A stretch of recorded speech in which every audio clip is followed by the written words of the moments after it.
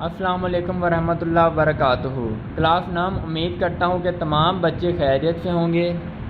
آج 30 جون بروز منگل سبق قدر ایاز، مصنف کا نام کرنل محمد خان کی ریڈنگ کرنے جا رہے ہیں، تو آئیے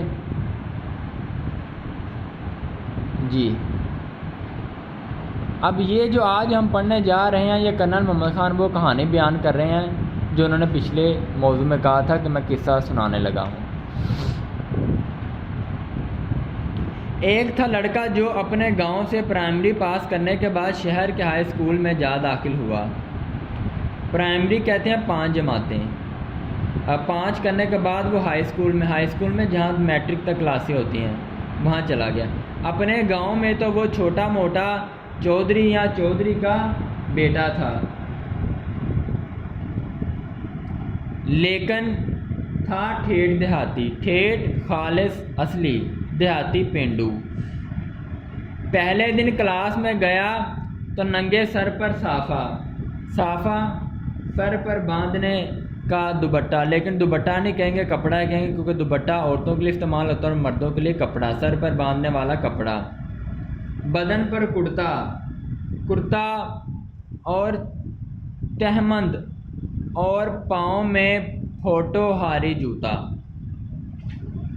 کرتا قمیض، مگر کرتے اور قمیض میں عام فرق یہ ہے کہ قمیض میں کالر ہوتا ہے اور کرتے میں کالر نہیں ہوتا۔ تہبند کا بگڑا ہوا، اس کو آپ دھوتی بھی کہہ سکتے ہیں، اس کو لنگوٹی بھی کہہ سکتے ہیں، تہمت دھوتی لنگوٹی۔ پھوٹو ہاری جوتا، پھوٹو ہار سے متعلق جی۔ ماسٹر جی نے شلوار پہننے کو کہا تو دھیمی آواز میں بولا، او خدا ستھن تے کڑیاں پوندیاں نے، پنجابی زبان کا لفظ۔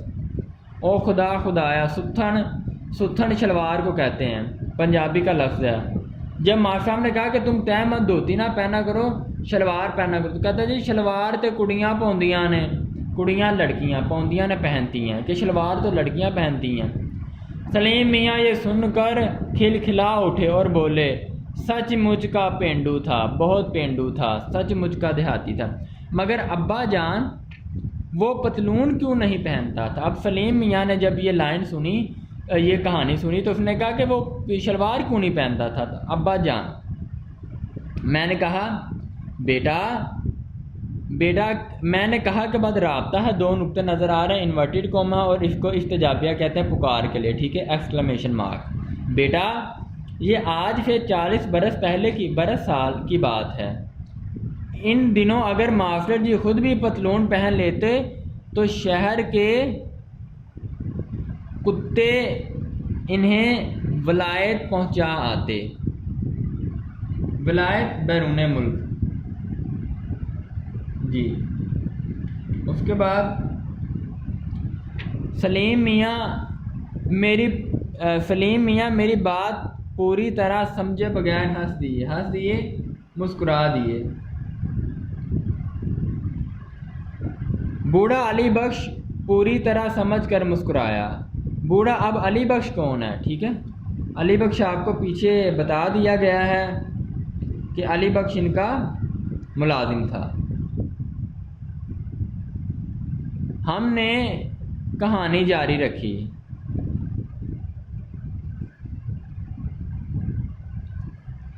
ان دنوں پتلون پوش خال ہی نظر آتے تھے۔ پتلون پوش شلوار قمیض پہننے والے، خال بہت کم نظر آتے تھے۔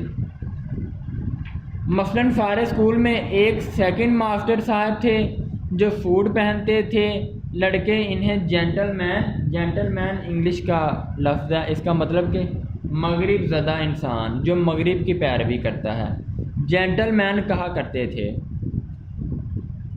لاہور میں تعلیم پائی تھی، وہیں کے رہنے والے تھے، ہر فقرے میں 2-3 لفظ انگریزی کے بولتے تھے، فقرہ جملہ، لفظ حرف، اور لڑکے رشک سے مرنے لگتے تھے۔ رشک رقابت، اس کا مطلب ہے کہ یہ چیز مجھے مل جائے۔ آدمی خوش مزاج تھے، خوش مزاج، زندہ دل، با مذاق، خوشگوار، ہاکی کے کھلاڑی تھے اور شکار کے شوقین۔ ایک دفعہ دسمبر میں شکار کرتے کرتے اسی دیہاتی لڑکے کے گاؤں جا نکلے۔ رات ہو رہی تھی۔ آپ نے اسی کے ہاں ٹھہرنے کا فیصلہ کیا۔ آپ نے، ماسٹر جی نے، وہ جو جینٹل مین تھے، مغرب وطن انسان تھے، ان کے دروازے پر جا دستک دی، دروازہ کھٹکھٹایا۔ لڑکے نے اچانک ماسٹر جی کو گھر کے دروازے پر دیکھا تو ایک لمحے کے لیے چکرا سا گیا، پریشان ہو گیا۔ ماسٹر صاحب نے کئی دفعہ مذاق میں کہا تھا، مذاقاً یوں ہی، ہم ایک دن چھوٹے چودھری کے مہمان بنیں گے۔ ماسٹر جی اسے چھوٹا چودھری بھی مذاقاً ہی کہتے تھے، لیکن چودھری کی توقع تھی کہ ماسٹر جی مذاق کو مذاق کی حد تک ہی رکھیں گے۔ توقع، امید، بھروسہ، آس، مگر آج وہ حد پھلانگ کر جفت لگا کر اس کے روبرو آ کھڑے ہوئے۔ روبرو، آمنے سامنے، مقابل۔ چھوٹے چودھری کو میزبانی کے بغیر چارہ نہ تھا۔ میزبانی، مہمان نوازی، چارہ نہ تھا، علاج نہ تھا، حل نہ تھی، تدبیر نہ تھی۔ چارہ، حل، علاج، تدبیر۔ یہ نہیں کہ چھوٹا چودھری یا اس کے گھر والے مہمان نواز نہ تھے، انہیں صرف اس بات کا یقین نہیں تھا کہ ان کی مہمان نوازی ماسٹر جی کو موافق بھی آئے گی، موافق مطابق پسندگی یا نہیں۔ بہرحال انہوں نے اپنی توضع کی ابتدا کی۔ کنہوں نے؟ گھر والوں نے، چھوٹے چودھری نے۔ چھوٹا چودھری اور اس کے بڑے بھائی ماسٹر جی کو بصد تعظیم، انتہائی احترام کے ساتھ اپنی چوپال گاؤں کا پنچایتی مکان جس میں لوگ بیٹھتے ہیں، مسافر ٹھہرتے ہیں، ڈیرا میں لے گئے۔ چوپال کے 2 حصے تھے، ایک میں گھوڑی بندھی تھی اور دوسری کے عین مرکز بالکل درمیان آتش دان تھا۔ آتش دان، چولہا، انگیٹھی، جس کی آگ کے شعلے اور دھواں بیک وقت بلند ہو کر چوپال میں روشنی اور تاریکی پھیلا رہے تھے۔ بیک وقت، ایک ہی وقت، روشنی اور تاریکی، اندھیرا، روشنی کو اجالا بھی کہہ سکتے ہیں۔ آتش دان کے ارد گرد خشک گھاس کا نرم اور گرم فرش تھا۔ خشک گھاس، سوکھی گھاس، جسے مقامی بولی میں ستھر کہتے ہیں۔ ستھر یعنی کہ سوکھی گھاس کا نرم اور گرم فرش۔ گاؤں کے 20-22 آدمی ستھر پر بیٹھے حقہ پی رہے تھے۔ ماسٹر جی داخل ہوئے تو سب کھڑے ہو گئے، حسب تعظیم، عزت کے طور پر۔ ماسٹر جی کو آؤ جی خیریت سے آئیں کہا۔ ہر ایک نے ان سے مصافحہ کیا، ہاتھ ملایا۔ ہر ایک نے ان کے بال بچوں کی خیریت پوچھی، حال دریافت کیا۔ بال بچے، اولاد، گھر والے۔ ماسٹر جی نے چھوٹتے ہی یعنی بولتے ہی ذرا شرما کر کہہ دیا کہ ابھی بال بچوں کی نوبت نہیں آئی۔ بات کو دہرا دوں کہ جیسے ہی وہ ماسٹر جی داخل ہوئے تو سب نے آؤ جی خیر نال کہنا شروع کر دیا، مصافحہ کیا، ہاتھ ملایا، گلے ملے۔ ہر ایک نے ماسٹر جی سے پوچھا، اور جی ماسٹر جی آپ کے بال بچے کیسے ہیں، یہ وہ، گھر میں سب ٹھیک ہے؟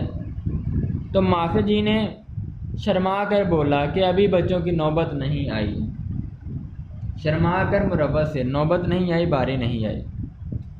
لیکن ان نامولود برخورداروں کی خیریت بہرحال ہر ملاقاتی نے پوچھی، جبکہ یہ بات بیان کر دی گئی ہے کہ اس کے بچے نہیں ہیں، مگر پھر بھی ہر ایک نے یہ حسب معمول نامولود برخورداروں کی، نامولود ایسے کہ جو پیدا ہی نہیں ہوئے، برخوردار بچے جو بھی پیدا نہیں ہوئے، خیریت بہرحال ہر ملاقاتی نے پوچھی۔ اور یہی تواضع کی ترکیب تھی، تواضع کی مہمان نوازی کی ترکیب، بناوٹ، ڈھنگ، طریقہ، تدبیر۔ چونکہ ماسٹر جی نے پتلون پہن رکھی تھی، لہذا فرش پر بٹھانے کی بجائے ان کے لیے رنگیلی چارپائی بچھا دی گئی۔ رنگیلی چارپائی، رنگین کھاٹ۔ جی، الفاظ معنی میں آپ کو بیان کر چکا ہوں۔ آج کے ہمارے موضوع میں یہی بات بیان کی گئی ہے کہ کلاس میں استاد مذاقاً کہتے تھے کہ ہم ایک دن چھوٹے چودھری کے یہاں مہمان بنیں گے۔ ایک دن استاد شکار کو گاؤں نکلے، رات ہو چکی تھی، تو استاد نے چھوٹے چودھری کے یہاں فیصلہ کیا جانے کا، دستک دی تو آگے چھوٹا چودھری دیکھا۔ چھوٹے چودھری نے سوچا کہ استاد آ گئے ہیں، میں تو ان کی بات کو مذاق سمجھتا تھا، آج یہ مذاق کی حد پھلانگ کر ہمارے گھر مہمان بننے کے لیے آ گئے ہیں۔ بہرحال ماسٹر جی کی خاطر تواضع کی گئی، ہر ایک نے مصافحہ کیا اور بیان کیا کہ آؤ خیر نال۔ سب سے پہلے ماسٹر جی کو سطر پر بٹھایا گیا جہاں 20-22 لوگ حقہ پیتے تھے۔ پھر اس کے بعد ماسٹر جی کے مہمان نوازی کے لیے چارپائی منگوائی گئی اور ماسٹر جی نے وہاں پر آرام فرمایا۔ میں محمد رمضان آپ سے اجازت چاہتا ہوں۔ السلام علیکم ورحمۃ اللہ وبرکاتہ۔